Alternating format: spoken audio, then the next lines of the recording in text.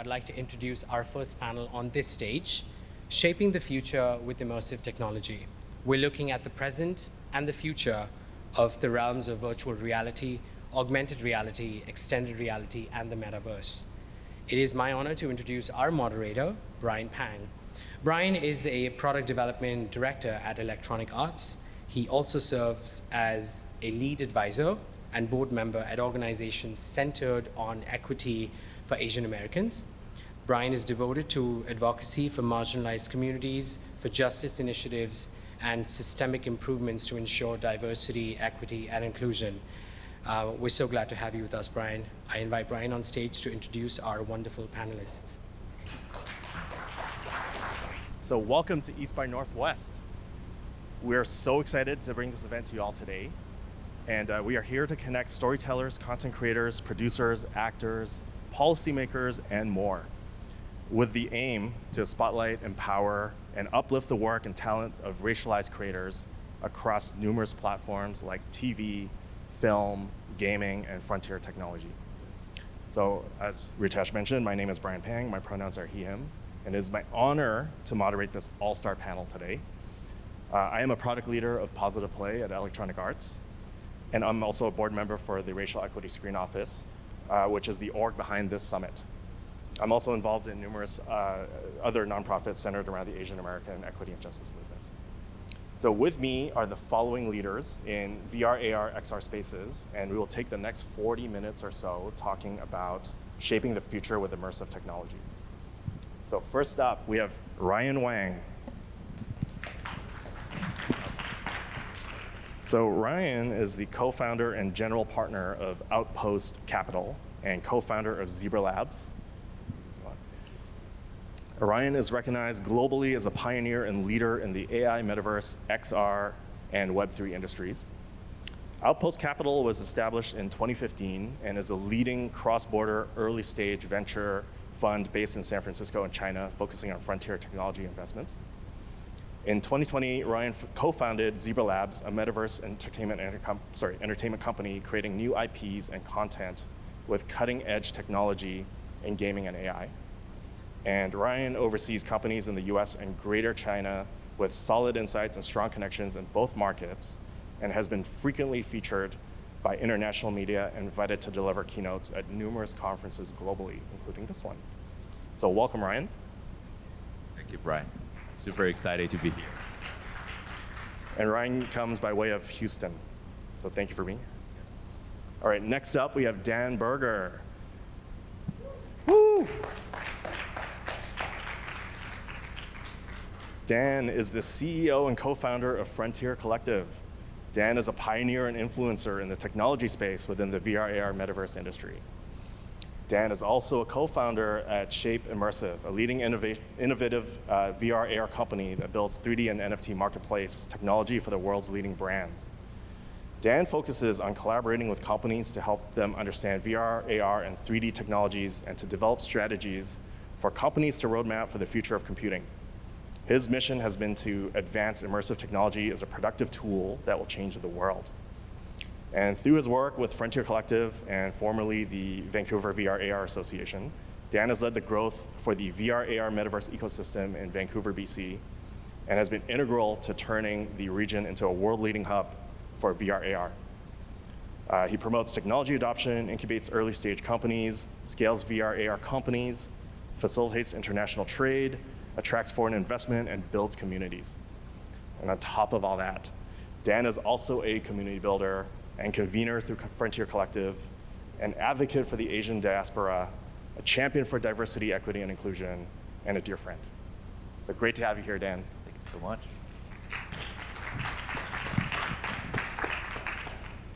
All right, last but most, we have Juliana Lowe. Let's give it up for Juliana. Juliana is an immersive XR creative technologist. Website is julianalowe.ca. And Juliana is the force behind Juliana Lowe Studios, a creative boutique in Vancouver, Canada. She has worked in the intersection of brand, entertainment, games, and education, and uses human-centric design principles to provide a process-oriented framework for discovery. With a reputation for creating professional tilt-brush VR AR creations, immersive experiences, empathy workshops, and building worlds in Horizon Worlds, Juliana designs imaginative projects that evoke a sense of place, sensation, memories, stories, or playful inspiration. And Juliana works in the sandbox of entertainment, story, and product/training uses. Appreciate you joining us, Juliana.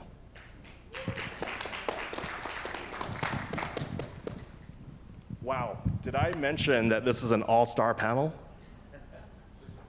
All right, let's dive right into this topic. First question is for each of you. So what is the current state of your respective domains? What are the major challenges and your recent wins? Anyone can go first. I guess I can go first.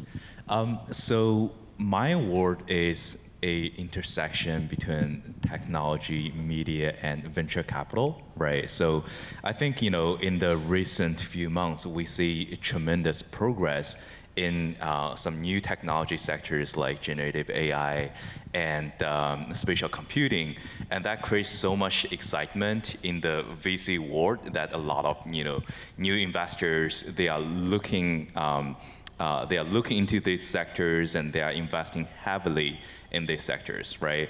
And another thing that's kind of like shifting the landscape is, especially in this particular intersection, is that we see how these new technologies creating different possibilities for the future of content, the future of media, and the future of storytelling, right?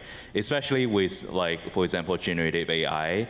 Now, people are able to tell new stories using AI-generated stories, right? Or certain type of experiences between the content and the audience can enable a certain level of new interactivities that wasn't possible before, right? So, if we use video game as an example, before for NPC, right, they have pretty standardized script and kind of conversations that you can have. And after a few conversations and a few words, you feel, oh, it's just a robot, right? But now with different language models powering different NPCs, you can actually have a really immersive, and it's not only just physically immersive, it's also mentally immersive. You feel like all of a sudden, these characters become live characters, right? So all these kind of interactivities that wasn't possible before, but because of the new development in generative AI, new development in spatial computing, I think that's possible now. We get a taste of what's going on right now, but looking to the future, right? What's going to happen 5 years, 10 years down the road? I think that's just mind-blowing to think about, what are the potential, and what we are building today can also influence what we are playing, what we are interacting, what we are consuming for tomorrow as well.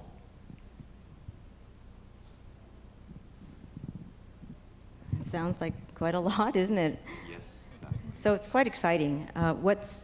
So I've been involved in the creative part of things. So I've been completely immersed in that, the story worlds. And what I've discovered is that people are taking, like Brian said, the technology and translating it into vehicles through which you can tell stories. And there is such an enormous gravitation toward telling human stories. We've all been through that pandemic, right? So we have loss, we've experienced difficulties, and so there's a tremendous amount of people heading toward mental health apps and virtual reality and so forth to address those situations. One of the most interesting things in terms of the virtual reality space that I belong to is that people are gravitating toward the metaverse, and I'll say it, the metaverse, to date, right? I've witnessed weddings in the metaverse in the last 3 years. I've dated, and it's fun.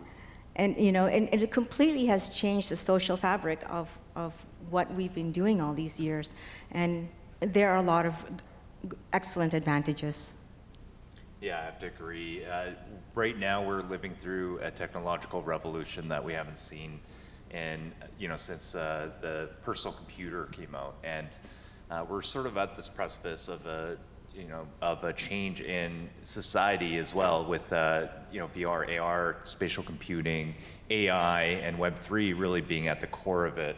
And, after working in VR, AR for about a decade, I think we're finally starting to get here. And, every year we've been saying, we're waiting for the Apple headset to come out. We're waiting for the Apple headset to come out. And finally, it gets announced. It's always the next 2 years, but no longer now. But it's becoming real, and it's coming out next year. So that really gives us a signal that if a company like Apple is willing to go all in on the technology, that we're still about inning 3 into this, but it just shows that this is going to be sort of the future of computing. This is going to be the way that we communicate.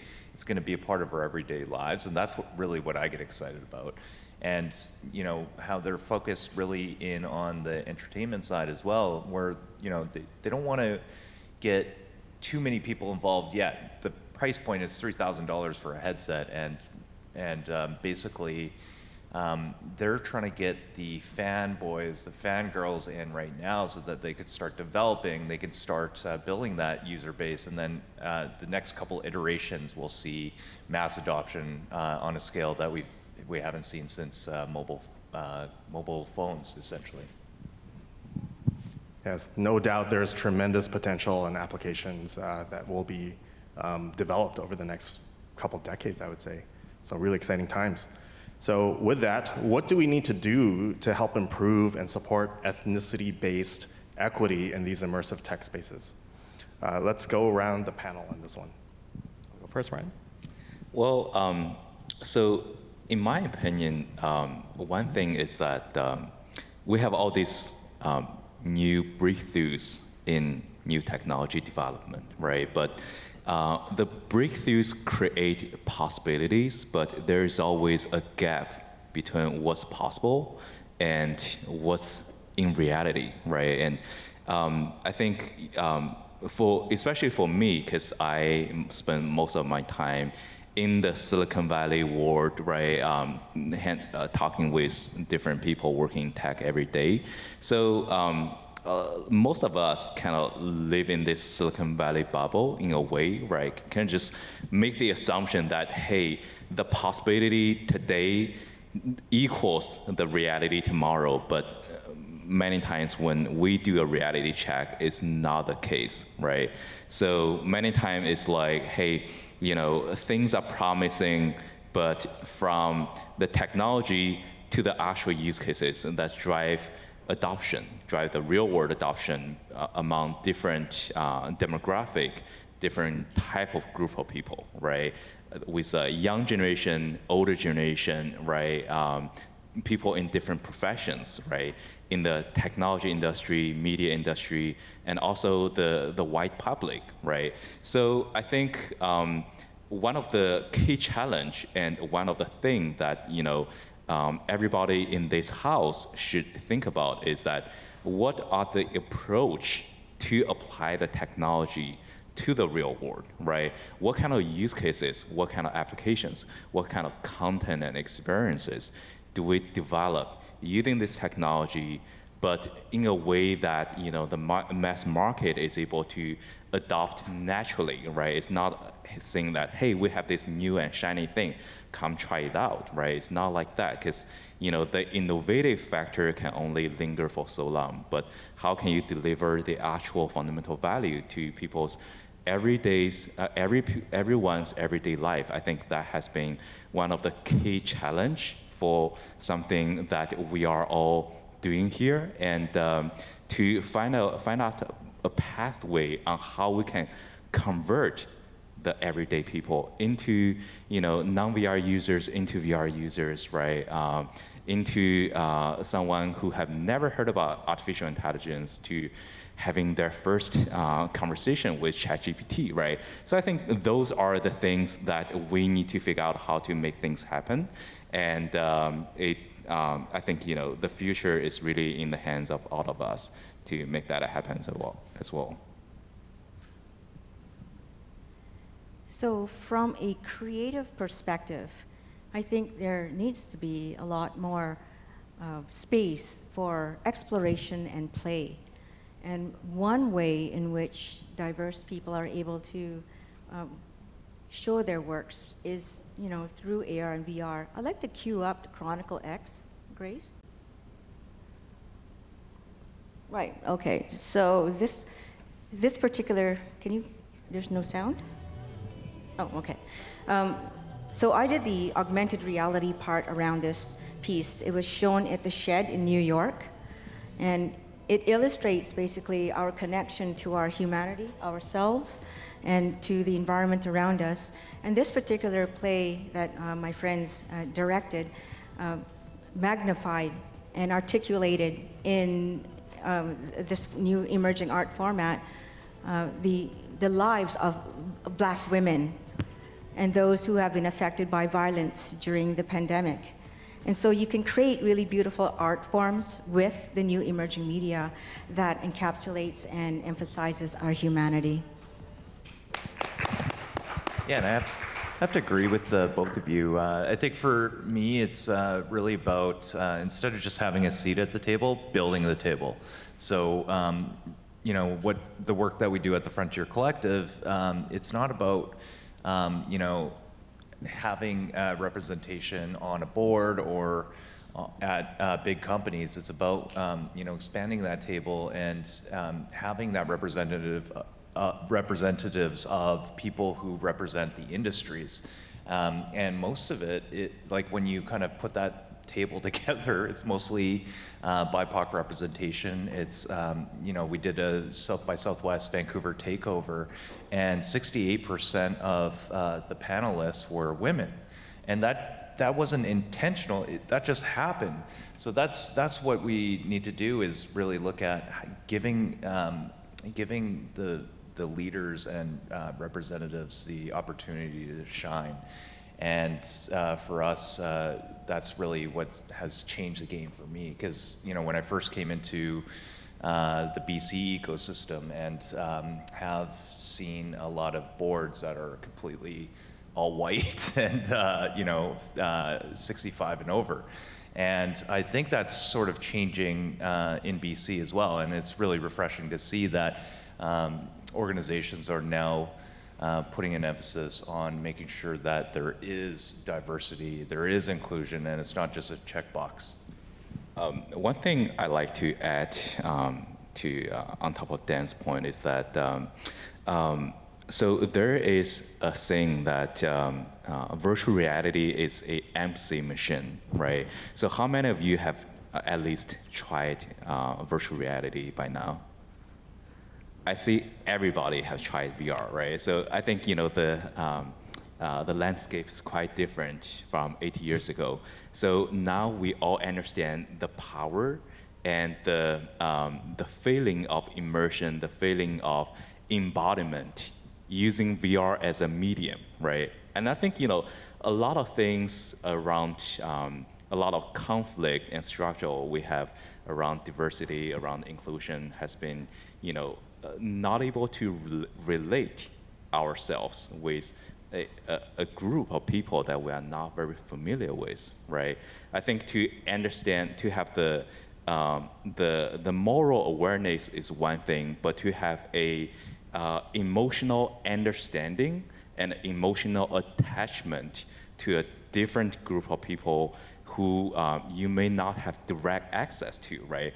That's also something that's crucial to understand the true spirit around diversity and inclusion. So I think a lot of storytelling experience that I have personally experienced in using VR as a medium are able to put me in the body of a minority or a female or some other type of minority group that I feel like, I didn't aware about this before, and now I can stand in their shoes and understand what they are thinking about, so I can relate myself to their world, right? I think this kind of like emotional understanding is also a critical piece, a critical key to this puzzle that we all want to solve here as well. Oh yeah, please. Oh my gosh, this is so great. So I was involved with teaching empathy through VR, right? It was anti-bullying for children and for their parents. And what I discovered, Ryan, it's the relatability part that is the most important, simply because, especially when you're dealing with immigrants, they don't have the same language, so, and knowing that, and understanding that their cultures are very different, that we can't have the same kind of assumptions, that also translates into how we create our prompts. How do we launch ourselves into artificial intelligence, knowing that there are people that they don't have the same level of accessibility based on their own culture. So that's something that's really important. Yes, thank you. I love that those answers, and building empathy through tech is critical, especially at this inflection point. And I think building larger tables is definitely a theme, and building new tables is also a theme for this conference. So thank you for that. My next question is for Dan and Ryan. So what issues and solutions can you foresee around investment and infrastructure of tech? Like I mentioned before, right? So one thing is how a particular solution, how a particular product can generate certain type of use cases that make the conversion happen, right? So we should not, as entrepreneurs, they should not be only thinking, hey, if the market were there, if it's already $1 billion market, how can I take a pie out of this, big opportunity? They should. A lot of things in frontier technologies doesn't happen naturally, right? We need to figure out ways on how to drive the adoption, how to convert the mass market into the users of this new product and services naturally, right? So that's one thing.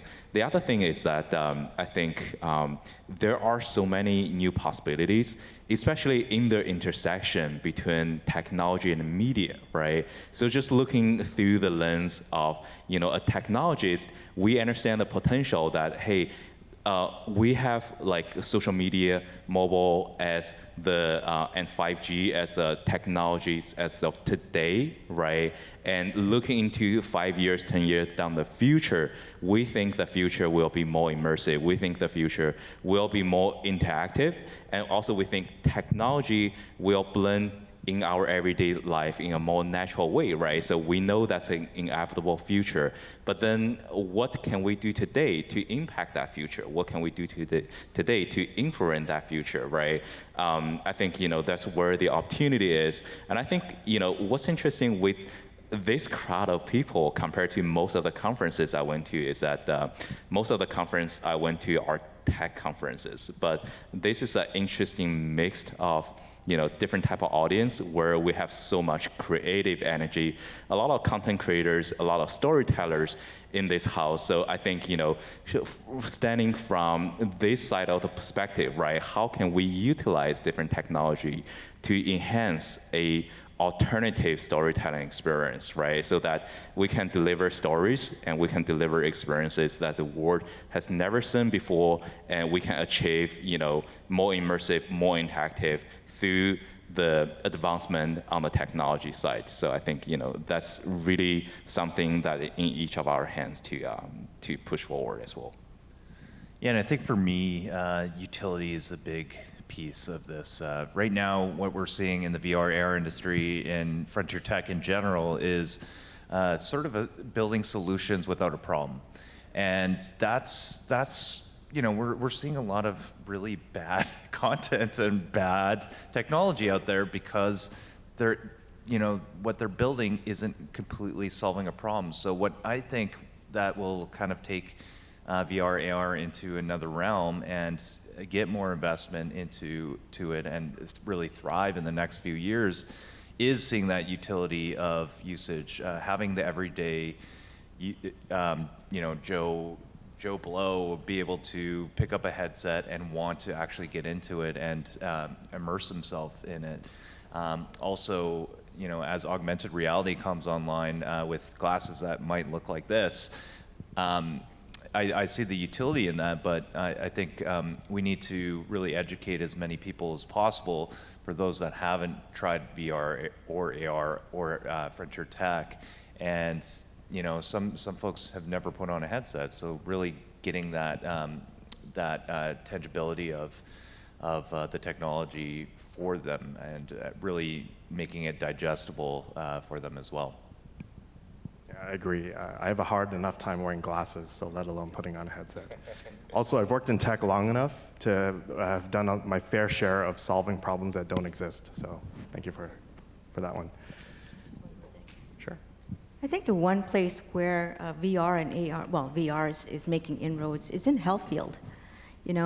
Wherever you sense fear or difficulties in dealing with situations, and if there is a solution, like for example, all the mindfulness VR apps that are out there, I think a lot of people gravitate toward it. One of the apps that I kind of tried that I really liked very much in terms of VR is pain therapy and paranoia, like mental health apps. So, the dentist app too. Thanks. All right, next question here is for each of you. So in your ideal world, what does the future of VR, AR, and XR look like, and will we get there? Oh, I love this question. Well, looking into the future, right? So I think the current state of VR and AR, people always have this kind of impression, it's something bulky and strapped on your head, right? Very socially awkward in a way, right? So I think, these are only transitory type of form factors to the end of the day type of future that, technology is becoming less and less intrusive, and in the end, it may become invisible, non-intrusive, and even invisible at a certain point, right? So, in the past, we see the majority of headset are a big bulky headset strapping on your face, and at the same time, we also see, some of the new headsets developing that's more like glasses look like, right? So kind of similar to the glasses I'm wearing right now. I think, that's also a stepping stone, right, into another future where there are companies like Mojo Vision, right, raised hundreds of millions of dollars developing AR contact lenses that can be a less intrusive way for us to interact with a digital world in an immersive way, but still having not so much intrusive as a form factor, right? To the end of the future where maybe the development on the BCI side, right, with a lot of companies in the space like Neuralink, Elon Musk's BCI company, to kind of having a digital layer directly linked to your neuron system, right, and able to have human to computer interaction directly through that kind of form factor. So I think, at the end of the day, the form factor will become more and more friendlier. There's no question about that, right? And the technologies will play a role to bring us superpowers instead of, dragging us behind, right? So if a lot of critics I hear from people in terms of, what's wrong with the immersive space is that it takes people away from the reality. But in my opinion, there are use cases that's taking people away from the reality, and there are applications that doesn't require to take us from the reality. So it all depends on what kind of use cases are we talking about here. But at the end of the day, the goal of the technology is to serving people, right? And technology itself will become less and less intrusive, but the experience itself will become more and more richer and blended in our everyday life in a more natural way. So that's how I see the future will roll out, not only in the next 10 years, but really in the next 50 years down the road. Grace, could you cue the file E-spine northwest, please. And I'm going to be showing you that this technology, I think, is going to help traditional media. So traditional arts like orchestras and film, right, all take in a different model. So I'm just showing you the work that I've done, and everything that I've done has been diversity-based. So all the figures and so forth, and it'll just take a little bit of time. But the more people are able to see how other people live, the more they're able to be open to what your perspective might be. So this one is for my Burning Man. It was really quite well done. A lot of people came in and were embodied, as Ryan mentioned earlier. And then we're going to go to the Chan Center for the Performing Arts, where I was invited to do some live painting right there. And right, so that was kind of interesting. And what it did was it connected the traditional art forms to the new forms using the emerging media, and opened up a new way of allowing new generations to come and enjoy that. Yeah, I agree. I think for me, what I get really excited about is the next few years when we can sort of walk around with these glasses and just have digital overlays on our real world. You know, it could be directional. So you could be walking on the street and it'll tell you when to turn and tell you where to go essentially if you're trying to get to a restaurant, or if you're looking at the restaurant, you can actually see the menu pop up. You can see the Google reviews, and then going to Japan and being able to translate the words in front of you. All like the most excited I get is about just like kind of like everyday things that VR and AR can really enhance. And then obviously on the VR side, being able to sit on the couch with my mom who's in Cranbrook, BC, and have a conversation with her and maybe go to the moon and and play golf with her. That's what I really get excited about, and I do feel like that's coming very soon. All right, so I feel like we could talk all day, but I've been given the warning that we're running out of time. So as we close out, can we all share a call to action with the audience here? What would you like the audience to do with all these insights that they've heard from y'all today, and all the information as well that you've shared? Go ahead. Yeah. So I think so most of us are creative people. So from the perspective of the evolution of media, right? So 20 years ago, we have TV, we have cinemas. 10 years ago, we spent a lot of time on the internet and start picking up the smartphone, right? And these are the mainstream media. Looking into the next 5 to 10 years, what's the future of media look like, right? Obviously, VR, AR will play a big part in it. Generative AI is making a lot of things possible. So I think, it's important to kind of pause for a second, and if you are a content creator, storyteller, filmmaker, right, pause for a second and think about, hey, what will the media look like in the next 5 years, right? Just kind of visualize it in your head, right? And then you might have some kind of vision. Starting from this vision, look into what kind of technologies are available today, right? So storyboarding, you can use Midjourney to quickly put some images together for a prototype around video. You can use Runway or Wonder Dynamics to create something very quickly, right? So I think it's important to not only getting updated on what's available out there, but start to experiment with these tools and these technologies, so that you can truly understand the potential. And I think again, the future of the media is in our hands, right? And here at Vancouver, we have an interesting mix of the creative crowd and the technology crowd. So it feels like a mixture of Silicon Valley and Los Angeles and Hollywood in a way, right? So we are here at this beautiful city with this interesting group of people, so we should have everything we have in our hands to push forward the future of media, storytelling, and content, and that's what I like to see, and that's what I like all of us to do as well. So I'm going to frame it in terms of art history. Okay, so for a very, very long time, everybody had to paint, all the artists had to paint in high realism because we didn't have a camera. So for years and years, it was just high realism. And then all of a sudden when the camera came, everybody thought, oh my God, our jobs are lost, right? But it wasn't.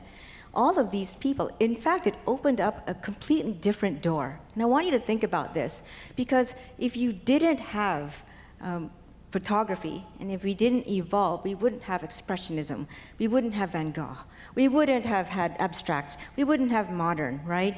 And it doesn't mean that the art is any less. In fact, it's more because the abstraction of humanity is embodied in all of these pieces. So I'd say be courageous because new things are coming. And like Ryan said, experiment. Agreed. And for me, it's really about curiosity. I find that we're still on the tipping point of where this technology will go, and or at the start of the tipping point.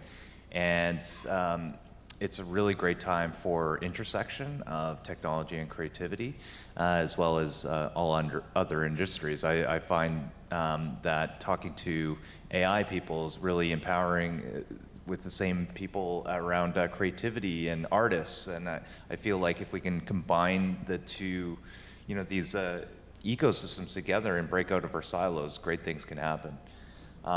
And I don't know if we have enough time, but I have a short video that I wanted to show, but if not, okay, cool.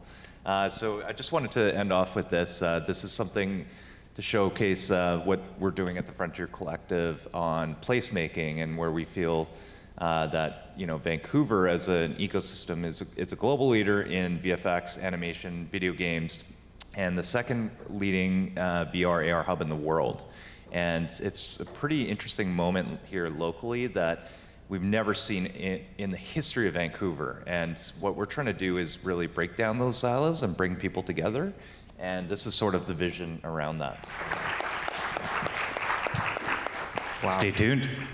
What a great way to end this panel. Thank you all so much for being here. My call to action is to really lean into inclusive product design, especially as what we're building here today will shape how our users see the world in the future. So thank you again to Ryan, Juliana, Dan, and everyone else for being here. Enjoy the rest of your summit, and I'll see you later.